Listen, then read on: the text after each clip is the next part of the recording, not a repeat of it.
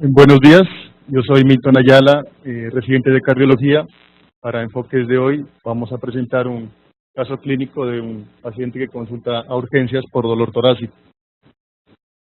El paciente tiene 61 años, procede de Medellín, es comerciante, quien ingresa a urgencias a las 11 de la noche aproximadamente, refiriendo un dolor torácico agudo que inició 30 minutos antes de acudir a urgencias.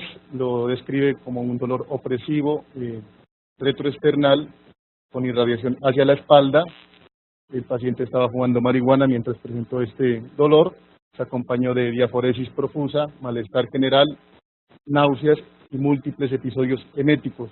El paciente no había experimentado un dolor semejante. Él había tomado su medicación de base y cuando presentó el dolor decidió repetir una dosis de aspirina. Dentro de sus antecedentes es destacable que el paciente es hipertenso y diabético de 13 años de evolución. El paciente fuma y consume sustancias psicoactivas frecuentemente, toma bebidas alcohólicas hasta el estado de embriaguez con frecuencia. En sus antecedentes quirúrgicos destaca una cirugía en la columna. No tiene antecedentes familiares de enfermedad cardiovascular prematura y conocida. El paciente usa losartán, furosemida, aspirina y metformina como tratamiento de base para sus comorbilidades. En la exploración física, cuando el paciente llega, llama la atención su aspecto, paciente enfermo con manifestación de dolor muy álgico, su presión arterial de 85/52, saturando 90. En los aparatos respiratorios no se describen hallazgos anormales. En el aparato cardiovascular, los ruidos de baja intensidad, no se precisaron soplos y no se describe que haya anormalidad en los pulsos periféricos. Tenemos un paciente en el contexto de urgencias quien tiene varios factores de riesgo cardiovascular, contamos al menos 3, es decir que es un paciente de alto riesgo vascular, quien ingresa con un dolor torácico agudo. De esta manera se enfocó el caso clínico del paciente.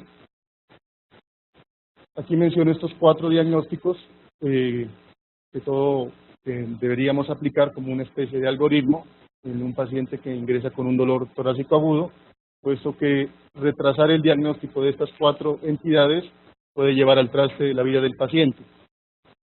El síndrome coronario agudo es la primera causa de mortalidad. Debemos plantearlo en un paciente con un dolor súbito, con manifestaciones neurovegetativas, quien tiene riesgo cardiovascular alto.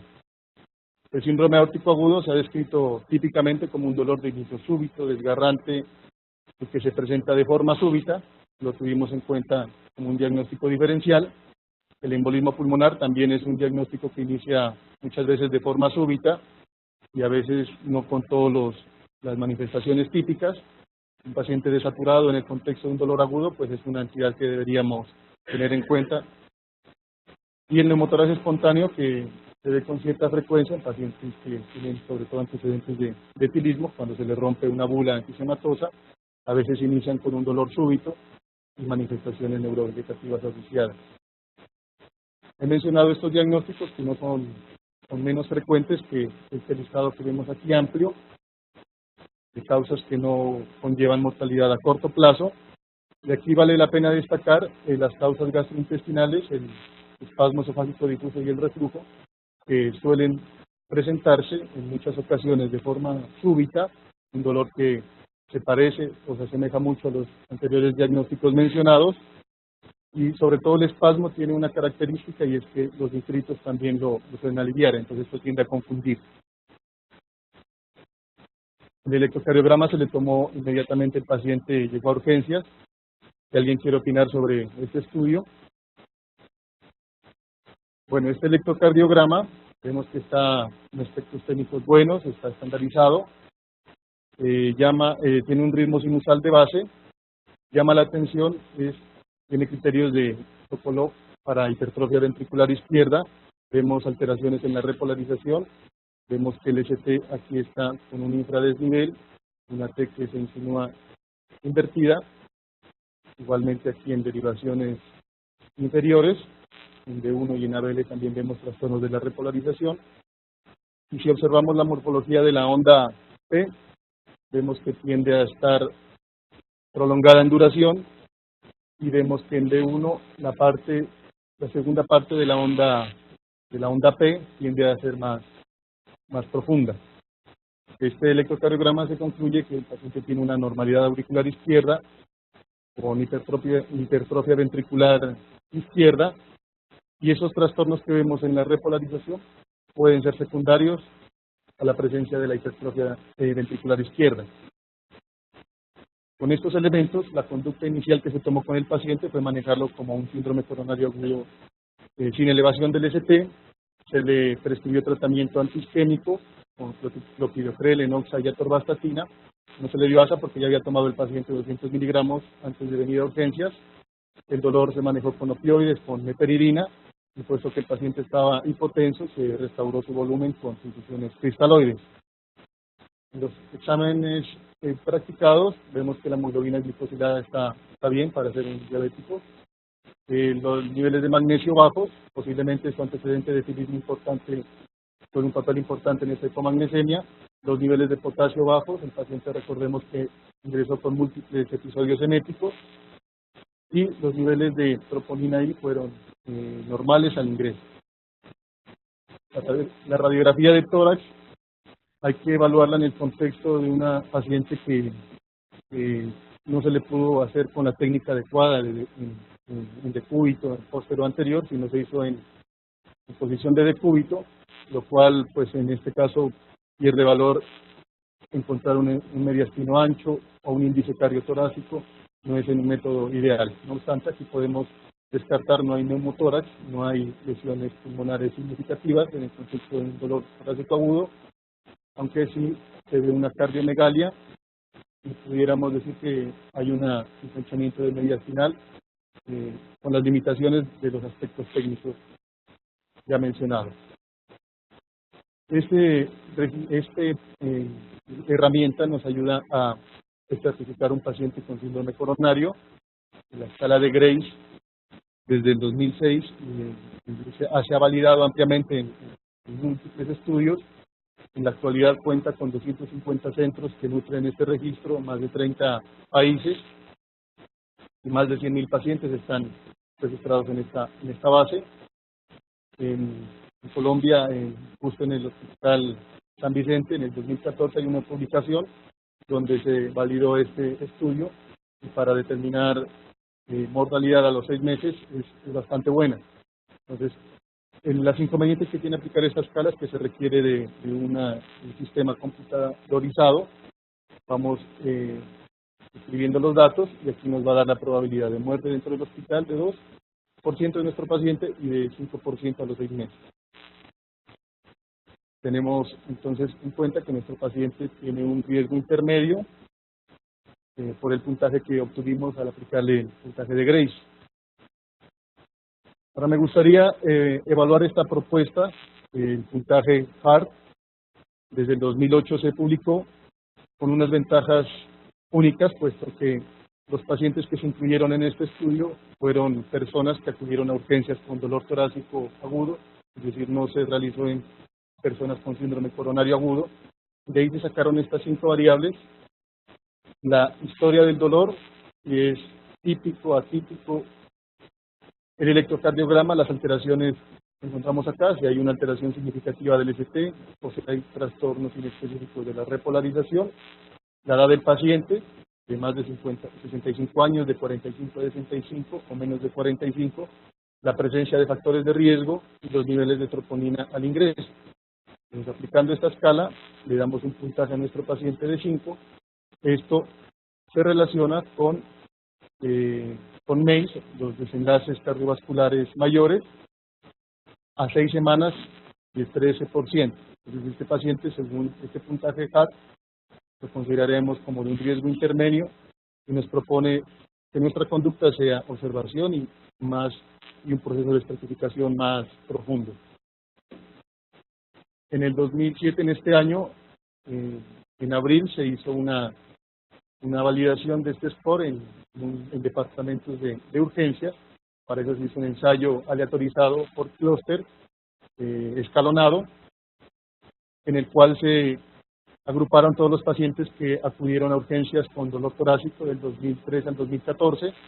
La intervención era aplicar el puntaje HART versus los cuidados usuales, es decir, el protocolo que los hospitales participantes tenían para el manejo de dolor torácico en urgencias, y se evaluaba el MACE a las 6 semanas. Otros desenlaces que se trataron de evaluar fue el uso de los recursos en la atención de salud, de calidad de vida y costo-efectividad. El método, para resumir, los pacientes comenzaron con los cuidados habituales, es decir, con su protocolo establecido, y cada 6 semanas con un método de aleatorización fueron asignados algunos hospitales a cambiar a cuidados HART. Se trazó como una medida de seguridad un 3% de MACE. Aquí vemos cómo fue el proceso de reclutamiento de los hospitales. Vemos que el margen de 3% de MACE lo cumplió tanto el cuidado HART como el cuidado usual, y al evaluar por hospitales se observó que en 8 de 9 había mejores resultados con los cuidados HART. Solo un hospital tuvo mayores resultados con los cuidados usuales. Este estudio nos permite decir que usar el puntaje HART es seguro para estratificar a los pacientes que ingresan a urgencias con dolor torácico inespecífico. Desafortunadamente no se pudo evaluar esta herramienta, su costo-efectividad, puesto que los médicos encargados de la parte asistencial de los pacientes estaban en plena libertad de dejar al paciente en observación o hacer estudios adicionales conforme a su criterio personal. Entonces este estudio concluye, y algunas limitaciones y recomendaciones que nos da es que hay que trabajar más en estratificar adecuadamente a los pacientes, sobre todo en pacientes de bajo riesgo, en primer lugar para no sobreestimar el síndrome coronario agudo en el contexto de urgencia. Nuestro paciente, a pesar de las medidas iniciales, continuó con mucho dolor, no respondió al manejo de opioides, la parte hemodinámica mejoró al restaurarle la volemia, y se tomaron estudios de control. Este electrocardiograma de control se interpretó que habían algunos cambios en la repolarización, sobre todo aquí a nivel de B4, donde en el anterior electrocardiograma inicial estaba positiva, aquí vemos que se hace negativa. Entonces con estos elementos se consideró que apoyaba más un síndrome coronario agudo sin elevación del ST. Y a las 2 horas, un poco antes, se le tomó troponinas de control, en la cual encontramos que hubo un cambio, hubo una elevación de prácticamente 3 veces el valor con respecto a los iniciales. En este contexto ya la sospecha de un síndrome coronario agudo pues prácticamente era muy fuerte. Tenemos clínica y marcadores enzimáticos que se han modificado, y se consideró realizar una coronariografía emergente, puesto que el paciente tenía dolor torácico con la sospecha de que estuviera con isquemia persistente. No obstante, los datos clínicos siempre orientaron a que una disección aórtica, el síndrome aórtico agudo, era también factible en nuestro paciente. Aquí vemos los resultados de la coronariografía emergente. Vemos que la coronaria izquierda no tiene funciones importantes. El tronco se dibuja bien, la coronaria inferior y la circunfleja. Vemos aquí la coronaria derecha, en el segmento proximal se observa un área de estenosis calculada en un 70%. Se le hizo una aortografía al paciente, la cual evidencia que hay una dilatación a este nivel de la raíz de la aorta. Y si nos fijamos bien, hay 2 colgajos de disección que prácticamente inician desde la raíz de la aorta más hacia el lado de la coronaria derecha y se extiende hasta hasta el tallado aórtico. Esto lo podemos ver en la aortografía que se realizó.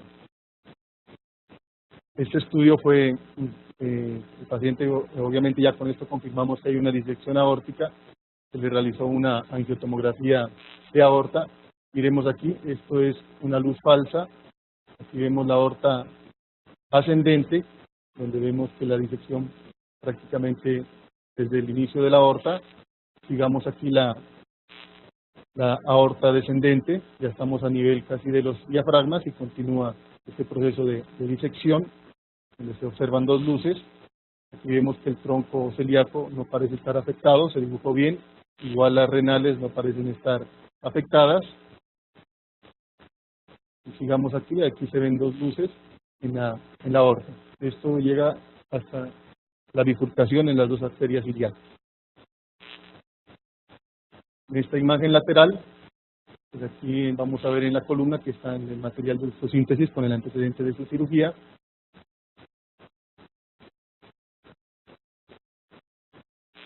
Y vamos a ver aquí la aorta que contiene dos luces, una luz falsa y una luz verdadera. Ahora la pregunta sería, las troponinas positivas en un paciente con disección aórtica, hay varios mecanismos que explican esta situación, no solamente por isquemia miocárdica, la sobrecarga de volumen, los estados de hipoperfusión, la disección de la coronaria, el colgafo que nos obstruye el ostium, o si el paciente tiene una enfermedad coronaria subyacente, que generaría un desbalance entre oferta y demanda, explicarían perfectamente que se deben las troponinas. En este metaanálisis evalúa el efecto pronóstico de encontrar troponinas elevadas en los pacientes con disección aórtica y en los 4 estudios que se revisan se encuentra que hay una asociación con mortalidad que va desde un rango de 66% a 296%. El síndrome aórtico agudo en su concepto más básico es un proceso que afecta a la pared aórtica, principalmente de la capa media. Aquí vemos los mecanismos más frecuentes. Hay una ruptura de la íntima con la formación y decolación de una luz falsa en la capa media de la aorta. Se puede formar un hematoma intramural producto de la rotura de los vasa vasorum sin que haya una comunicación entre las dos luces. Y la úlcera aterosclerótica perforante, el proceso de solución de continuidad en la íntima que se invade la media y en el peor de los casos puede perforar la adventicia, romperse la aorta o penetrar a otros órganos. La clasificación propuesta por Benson tiene en cuenta el mecanismo de producción del síndrome aórtico agudo, la clase 1 es la disección aorta clásica, donde se forma una luz verdadera y una falsa. La clase 2 es la formación de un hematoma intramural. La clase 3 es una discreta disección sin hematoma. La 4 sería la úlcera aórtica. Y la clase 5 es aquella que se produce por procedimientos iatrogena o traumática.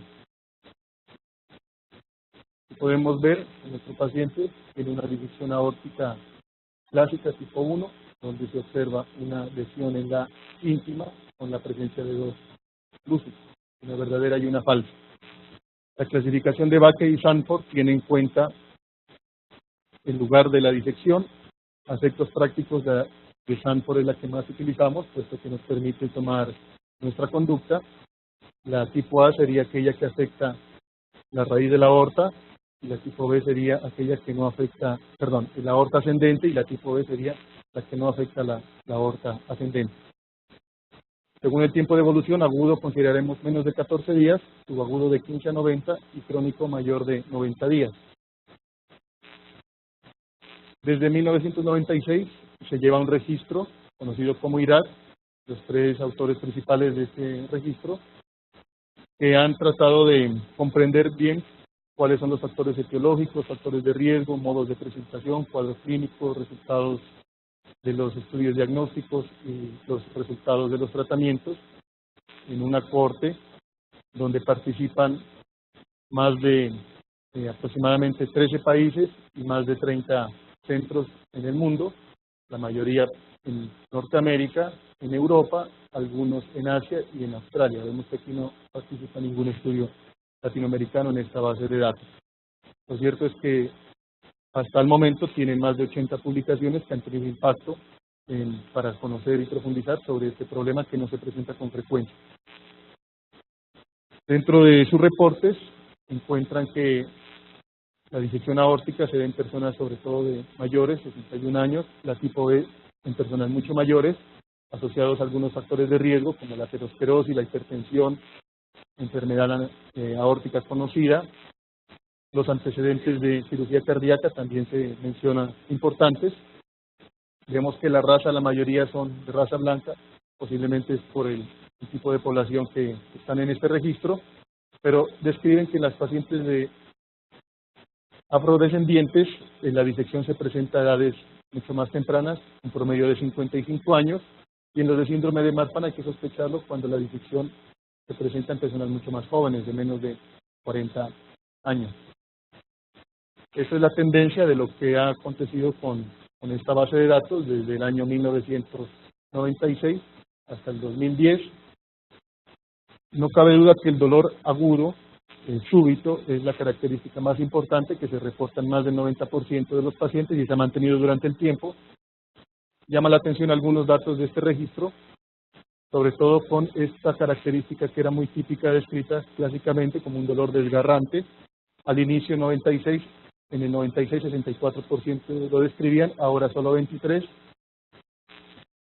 Igualmente la radiografía de tórax con el ensanchamiento de un 60% ha bajado a un 52%, el electrocardiograma normal solo en un 33% inicialmente, ahora en un 40%, y vemos que hay un cambio en la modalidad diagnóstica. Inicialmente se utilizaba la ecocardiografía esofágica, ahora se utiliza mucho menos, y hay un aumento en el uso de la tomografía de un 45 a un 72%.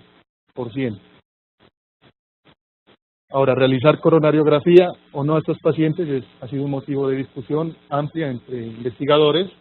Algunos evalúan los beneficios de hacer una coronariografía antes del procedimiento de reparación de la aorta, teniendo en cuenta que de cada 4 pacientes que sufren disección, uno tiene una enfermedad coronaria importante. Por el otro lado, tenemos investigadores que nos dicen que retrasar un procedimiento que debe ser expedito, urgente, emergente, puede conllevar a mortalidad o riesgos aumentados de complicaciones por el mismo procedimiento en una aorta que está enferma. Ellos hacen un análisis, los del grupo IRAD, sobre qué ha pasado con la coronariografía en sus pacientes, evaluando las complicaciones intrahospitalarias y la mortalidad. Ellos encuentran que la coronariografía se le hizo a los pacientes que tenían mayor edad, aterosclerosis, que tenían antecedentes de enfermedad aórtica o cirugías de la aorta, y menos frecuentemente cuando el dolor fue súbito. Se hizo más coronariografía en pacientes que tenían anomalías en el electrocardiograma, y cuando se hizo coronariografía, pues por supuesto también hubo un mayor reporte de aortografías. Se hizo menos coronariografía cuando el mediastino se encontraba anormalmente ensanchado y cuando se hacía aortografía como modalidad, tomografía de la aorta para diagnóstico. Cuando se hizo coronariografía se encontró que los pacientes iban más precozmente a cirugía y además se asociaba a una revascularización coronaria junto con el procedimiento de reemplazo de la aorta. Vemos que desde el 96 hasta el 2010 hay una tendencia a hacer menos coronariografías preoperatorias. La gráfica que más nos interesa conocer es que hacer coronariografía o hacer este procedimiento no afecta la mortalidad en los pacientes. No hay cambios estadísticamente significativos. Así que la coronariografía no se asocia con cambios en la mortalidad y se realiza en la actualidad con poca frecuencia en pacientes con disección de tipo A. Este algoritmo de la American Heart Association nos propone hacer una evaluación pretest a la cabecera del paciente en que sospechemos disección, y vamos a agrupar en 3 categorías de riesgo. La primera tenemos si hay antecedentes de alguna condición predisponente como síndrome de Marfan, enfermedad aórtica conocida, enfermedad valvular o algún procedimiento de manipulación en la aorta. El grupo 2 es las características del dolor, si es súbito, severo, desgarrante. En el grupo 3 tenemos características del examen físico, si hay manifestaciones de hipoperfusión, si hay presencia de deficiencia neurológica con dolor torácico si hay presencia de un soplo cardíaco con dolor torácico, pues hay hipotensión o shock. Una vez conocidos estos factores de estas categorías de riesgo e interrogados, si el paciente no tiene ninguna categoría presente, pues buscar diagnósticos alternativos a la disección.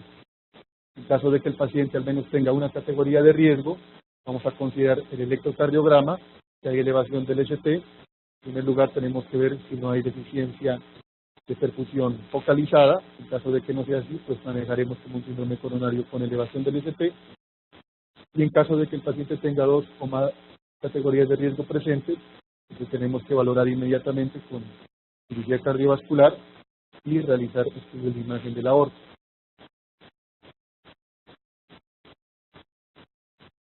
Los estudios de imagen de la aorta que se prefieren, pues son varios, entre ellos estos 3.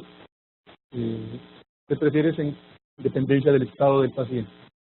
Si está pues inestable, vamos a hacer una ecocardiografía. Si el paciente está estable, pues podemos realizar la tomografía, que como vimos es el estudio que más se solicita.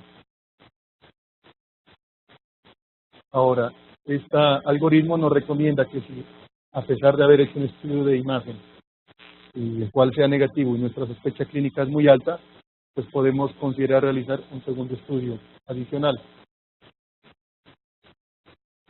La propuesta de la American Heart Association se basa en un conjunto de expertos.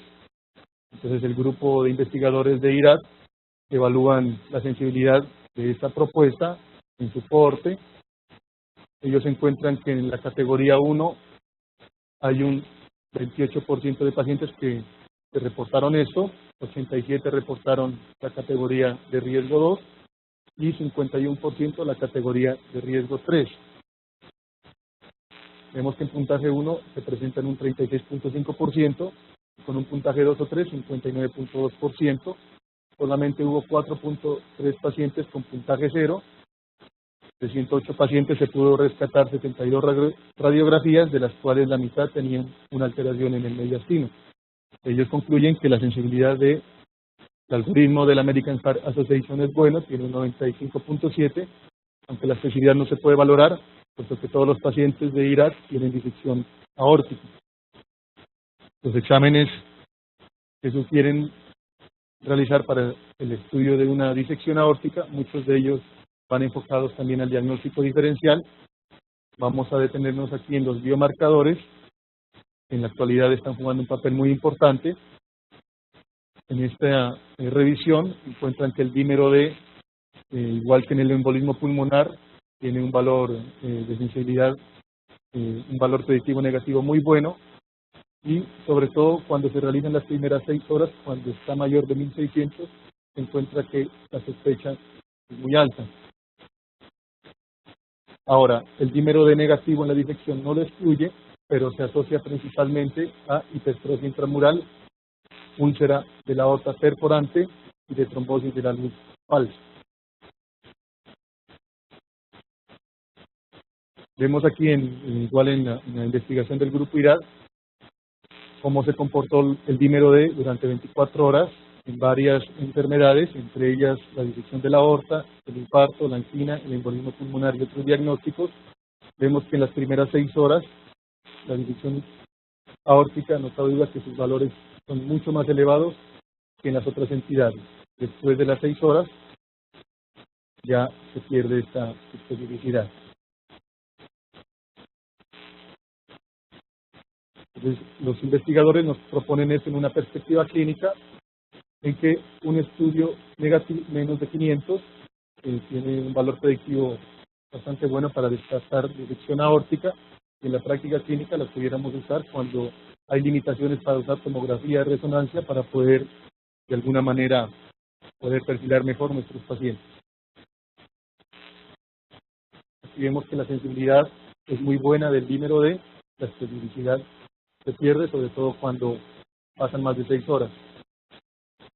Hay otra serie de marcadores que se están investigando que son muy específicos de la pared media de la aorta, son de origen del músculo liso.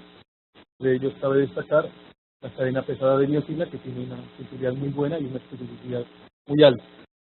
Esto va a tener muchas limitaciones, pues, puesto que el centro no van a disponer de esto para una enfermedad que es poco frecuente. De ahí la importancia de que el número D pueda incorporarse en el algoritmo de diagnóstico de los pacientes que se sospecha infección aórtica. En cuanto a los estudios diagnósticos, vemos que todos los estudios de ecocardiografía, tomografía, resonancia y ecografía tienen una sensibilidad y especificidad muy buena. La recomendación de las guías no se basa en estos datos, sino en la condición clínica del paciente. Aquí, para recordar lo que se considera un mediastino ensanchado, aquí vemos un signo que es muy característico de doble contorno. Vemos aquí el contorno de la aorta y vemos uno interior calcificado a forma de cáscara de huevo, y hay un aumento de más de 1 centímetro de distancia entre estos dos contornos, que la sospecha de disección se confirma. En cuanto al manejo, pues no cabe duda que el manejo es quirúrgico de la disección tipo A. Más del 90% van a este procedimiento y disminuye la mortalidad de un 90 a un 30% al mes. Los pacientes que cursan con disección aguda aumenta su mortalidad de 1 a 2% por cada hora. De ahí la necesidad de ser muy precisos y exactos a la hora de diagnosticar este problema a un corto periodo de tiempo desde que el paciente llega a urgencia. La mortalidad a las 48 horas es prácticamente la mitad de los pacientes, y en el grupo de manejo con alta experiencia, entre el diagnóstico y la intervención quirúrgica pasan aproximadamente 4.3 horas. Algunos variables que nos indican mortalidad: la presencia de insuficiencia renal, hipotensión, shock o taponamiento, el dolor súbito y la deficiencia de pulso. Esta investigación reciente, de agosto de este año, evalúa así el volumen de intervenciones del cirujano y de un centro está asociado con la mortalidad. Se evaluaron una base de datos en el Reino Unido, en los cuales se encuentran que aquellos cirujanos cardiovasculares que realizan más de 4 procedimientos en adelante de disección aórtica aguda tipo A tienen mejores resultados en cuanto a disminución de mortalidad con aquellos otros que realizan menos de 4 intervenciones. Es decir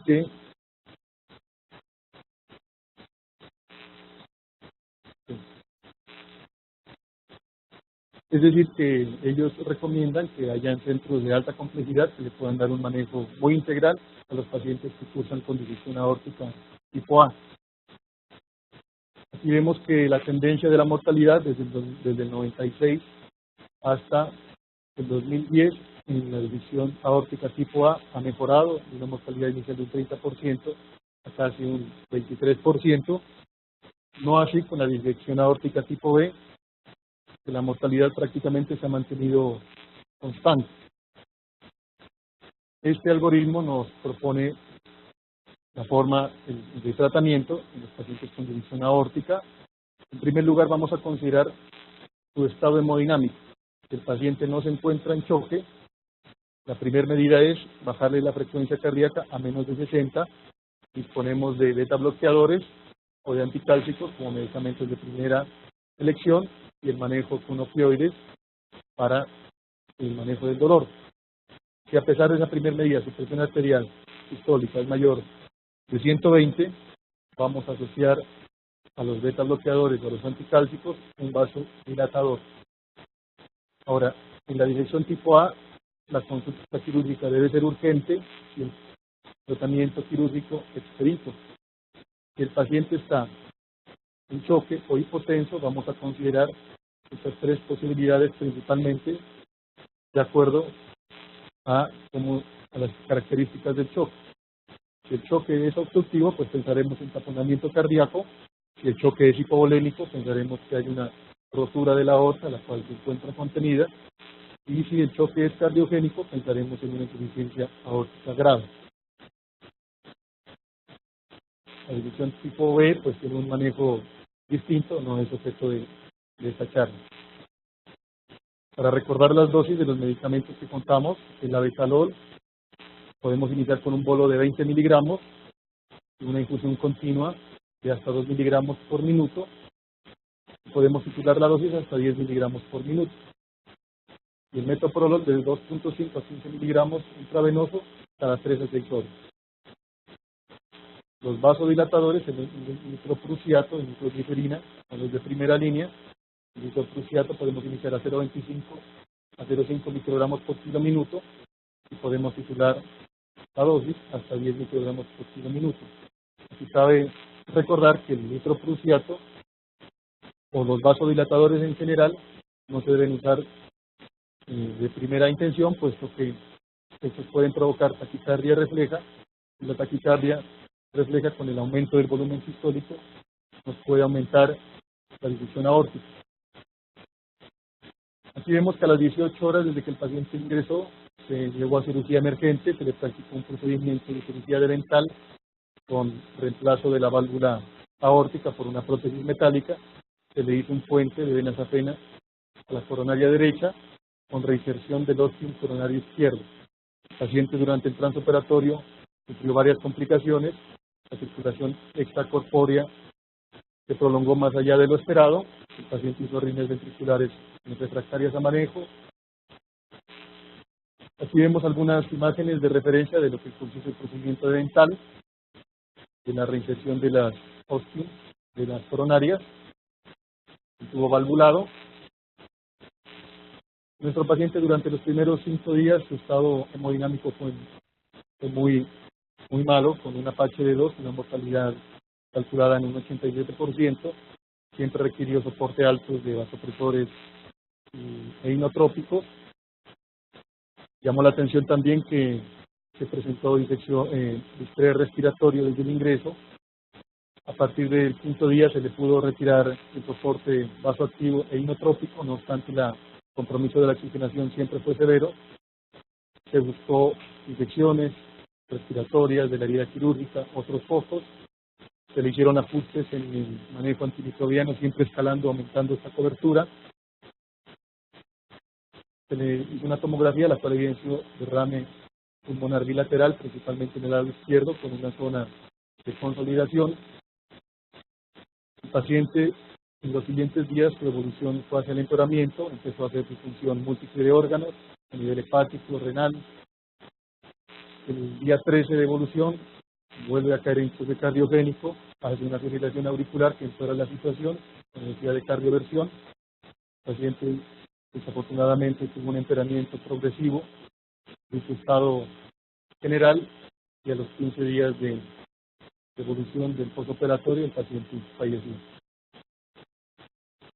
Muchas gracias. ¿Algún comentario, una pregunta?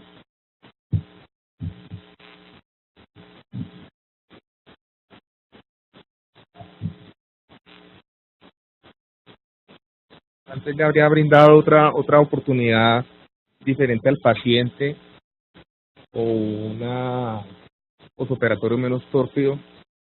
Cuando este paciente se intervino ya había recibido cargas de antiplaquetarios, de azaciclovir y anticoagulación, y el diagnóstico se hizo ya en el cateterismo. Tal vez un ecocardiograma transtorácico de urgencia hubiese detectado la disección, no hubiese recibido la antiagregación y bueno, podría haber contribuido a un desenlace diferente, pienso. Esa observación es válida, puesto que en el algoritmo de manejo nos dice que si el paciente se encuentra inestable, una de las modalidades es la ecocardiografía, que se puede realizar a la cabecera del paciente, pero el que no está inestable puede ir a otros estudios diagnósticos como la ortografía por tomografía, como una modalidad diagnóstica inicial. Pues primero, para responder el comentario del doctor, sí, el eco transtorácico puede servir si el paciente está inestable. Si no está inestable, en ese momento lo ideal es, si usted tiene una sospecha de disección aórtica tipo A, es hacer una tomografía aórtica contrastada. La tomografía hay que hacerla idealmente sincronizada, porque si no está sincronizada puede haber errores. No es la sensibilidad y especificidad de los estudios. Bueno, en cuanto a la ecocardiografía transtorácica, podría ser un estudio inicial si el paciente está inestable. En el momento del paciente está muy inestable y a pesar del tratamiento inicial no mejora, sí se puede hacer un eco transtorácico emergente. Si ustedes ven todas las recomendaciones, no recomiendan prácticamente transtorácico, recomiendan más todo es transesofágico, porque el transtorácico solo evalúa una porción pequeña de la aorta y depende mucho de la ventana del paciente. Puede valer los 3-4 primeros centímetros de la aorta si tiene buena ventana, algo del callado aórtico y muy poquito de la aorta abdominal y torácica. Entonces, bueno, en este cuadro de sensibilidad específica ustedes pueden ver que el ecocardio transesofágico en sensibilidad es superior a la tomografía actual computarizada en 93%, pero estos datos probablemente están basados en estudios de radiología en los cuales no se hace tomografía sincronizada. Cuando la tomografía no está sincronizada a nivel de la aorta ascendente por el latido aórtico hay un movimiento. Ahora si quieres también muestra la imagen desde la tomografía que está movida. Esa imagen movida puede dar falsos positivos o falsos negativos. Entonces esos pacientes lo ideal es hacerlo sincronizado porque puede dar errores. Si se hace sincronizada, esa sensibilidad aumenta muchísimo más. El eco transesofágico, ábrelo grande.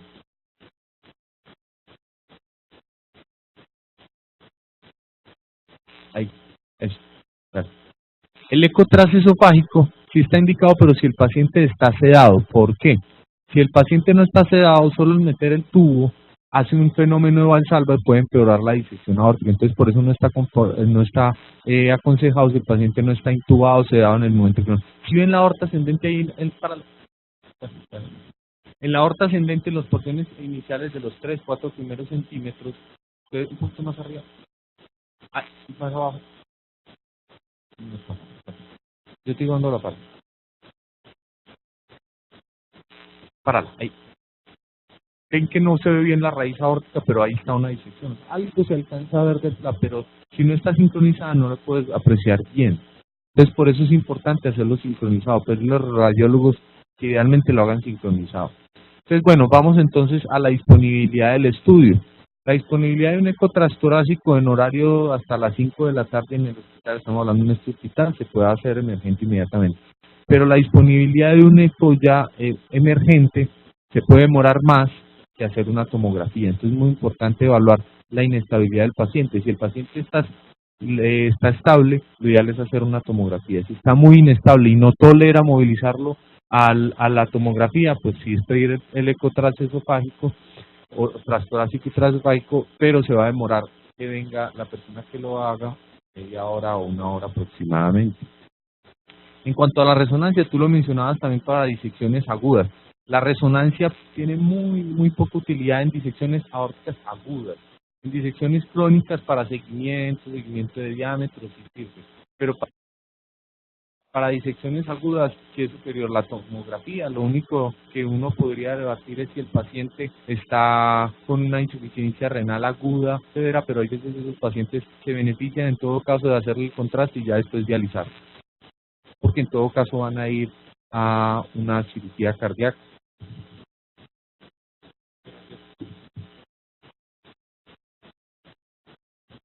Milton, felicitaciones por tu inicio en la presentación de casos. Creo que hemos aprendido cosas importantes. En medicina, hacer retrospectivamente las observaciones de pacientes es para aprender y evitar en el futuro dificultades. A mí me gustaría mirar detallitos iniciales. Primero, la semiología. Yo creo que hay que volver otra vez a insistir en la semiología. El paciente con dolor de pecho toca preguntar todos los detalles que nos llevan a hacer un diagnóstico diferencial cuando el paciente nos llega con un dolor de pecho característico. Por ejemplo, ese paciente que estuvo vomitando varias oportunidades, tal vez no antes del dolor de pecho, habría que considerar una quinta bandera roja que es la ruptura esofágica.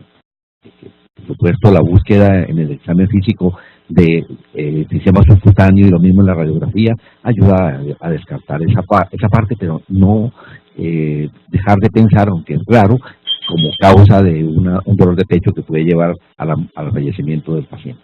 La otra parte es, llega un paciente con dolor de pecho, uno toma un electrocardiograma y tiene ese electrocardiograma que encontramos donde hay signos de hipertrofia ventricular izquierda, con cambios secundarios de esa hipertrofia, lo tiene que hacer a uno pensar en que la causa del dolor de pecho debe ser distinto de un síndrome coronario agudo.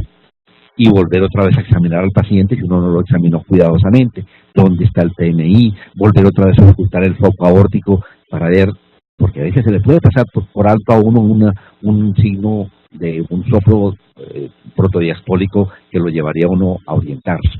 Y si luego va uno a mirar la placa de tórax y ve ese electro y ve ese mediastino ensanchado, tiene que sospechar fundamentalmente que tal vez no está frente a un síndrome coronario agudo, sino que probablemente está frente a una disección aórtica.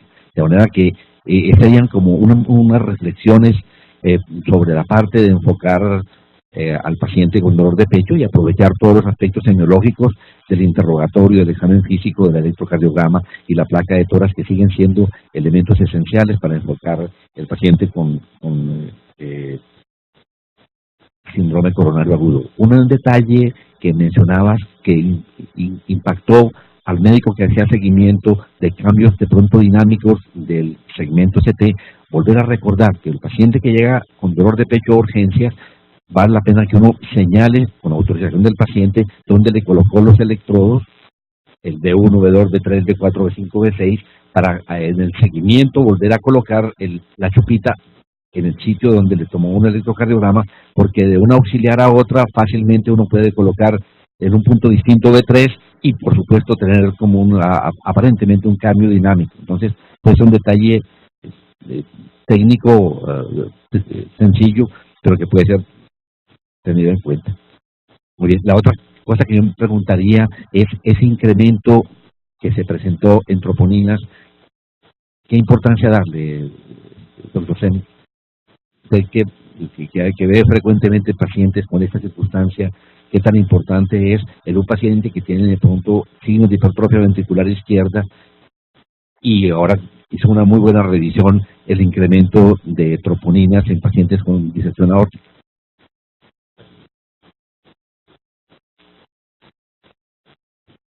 Una de las motivaciones para presentar el caso es precisamente que pensemos en otras patologías diferentes al síndrome coronario agudo cuando estamos enfrente a un dolor torácico agudo, y por eso se hizo énfasis en cuáles son las patologías que pueden llevar rápidamente al deceso, que son las que tenemos que tener siempre en mente. Siempre tenemos en la cabeza el síndrome coronario agudo y ahí no salimos y nos quedamos enfrascados en síndrome coronario agudo y tenemos muchos signos de que el paciente estaba hablando desde el principio de tener un síndrome aórtico agudo. Hay otros que tienen tromboembolismo pulmonar, otros que tienen otras cosas. Entonces, el cuadro clínico, como usted lo mencionó, profesor, es absolutamente importante. El cuadro clínico inicial, las características del dolor, cómo se comportó el dolor, es muy claro que era un diagnóstico diferencial que había que considerar. Los electrocardiogramas iniciales de la placa de tórax también era otra cosa que apoyaba el uno pensar en ese diagnóstico. O sea, un paciente con tanta sintomatología, con cambios miserables en el electrocardiograma, digo miserables para no pensar en enfermedad cardíaca isquémica, ¿cierto? Ese electro no impresiona para síndrome coronario sin elevación del segmento ST. Y la placa de tórax había un ensanchamiento mediastinal con todas las discusiones que siempre planteamos, que fuera una placa portátil, que eso aumenta el mediastino, pero por lo menos en ese contexto no debería haber considerado el primer diagnóstico o como diagnóstico diferencial el síndrome aórtico. Pero también la evolución del paciente, el paciente persistió con dolor, o sea, al paciente le dieron manejo médico inicial, estuvo en una unidad de cuidados especiales y persistió con dolor y con dolor muy intenso y muy característico de disección, tanto que cuando nos lo comentó el médico de planta que estaba en cuidados especiales, el primer diagnóstico a descartar era síndrome aórtico agudo y la disyuntiva era, bueno, le hacemos una angiotomografía urgente o le hacemos una coronografía urgente. ¿Cuál de las dos es más rápido? Pues más rápido la coronariografía, pero de entrada ya sabemos que vamos a ver las coronarias y le vamos a hacer ortografía para descartar la disección y ahí estuvo el diagnóstico. Se hizo el diagnóstico, la angiotomografía fue posterior, o sea, el paciente salió de la sala de hemodinamia para tomografía y de la sala de radiología se fue para cirugía. Y el cirujano cardiovascular fue el que le pidió la angiotomografía y más bien para delimitar o mirar la extensión de la disección y para planear su procedimiento quirúrgico más que para establecer el diagnóstico. Entonces esas son las cosas que uno debe tener en cuenta. Mire, la troponina se eleva en pacientes con síndrome aórtico agudo, no solamente con disección, que es un factor pronóstico, pero no nos está hablando de que esté relacionado con enfermedad coronaria.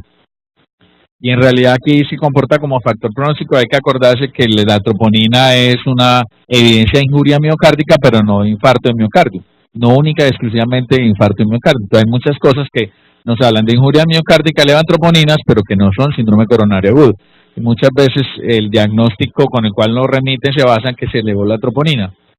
Y la discusión que hemos tenido, que presentamos ya la actualización de las guías, es que hacemos 1, 2, 3, 4, pacientes con 3, 4 troponinas, y hablamos del delta de troponinas, y resulta que no es importante la troponina, sino para descartar el diagnóstico, pues si es positiva, usted no debería hacer más troponinas. Y aquí en este caso es un factor pronóstico, pero no es una variable que podamos considerar como diagnóstico. Y si uno dice, bueno, entre las 3 variables para el síndrome coronario agudo, que es la clínica, el electro y las troponinas, tenemos dolor y tenemos troponinas elevadas, uno diría es un síndrome coronario agudo. Pero hay que esculcar dentro de la parte clínica el tipo de dolor, cómo era el dolor, cómo evolucionó con el manejo médico. Eso es absolutamente importante. Entonces no se nos olvide que hay otras patologías que dan dolor torácico agudo que pueden llevar al deceso del paciente y que hay que estratificarlos en forma muy temprana. Este paciente se demoró bastante tiempo. La segunda que se vuelve cantaleta es las cargas de clopidogrel o del inhibidor de P2Y12 en urgencias. Entonces, si uno está seguro que es un síndrome coronario agudo con ST, el paciente va para angiografía coronaria, dele solamente carga de ASA, la dosis de atorvastatina que le damos y no le dé más nada. Si usted tiene un síndrome coronario agudo claro, sin dilación del segmento ST y no va a ser intervenido en forma inmediata, entonces ahí sí se justifica que uno dé la carga de clopidogrel y mirar la evolución del paciente. Y en estos casos donde usted tiene dudas en el diagnóstico de dolor torácico, si es síndrome coronario, síndrome aórtico agudo, o si es un tromboembolismo pulmonar, pues absténgase de dar las cargas, porque una de las cosas es que el paciente requiere de cirugía, como en este caso, pues la tasa de sangrado va a ser mucho mayor si el paciente está con cargas o no, ¿cierto? La discusión aquí en el post es si lo que deterioró al paciente fue sangrado postoperatorio, entonces sí tendríamos la relación con el haberle dado carga o terapia integrante dual de entrada, o si fue solamente un postoperatorio tórpido con una cirugía relativamente tardía en un síndrome aórtico agudo. Esto se complicó con un síndrome dificultad respiratoria adulto y con aparentemente un proceso infeccioso del cual no hubo nunca germen, y eso fue lo que terminó con la evolución del paciente.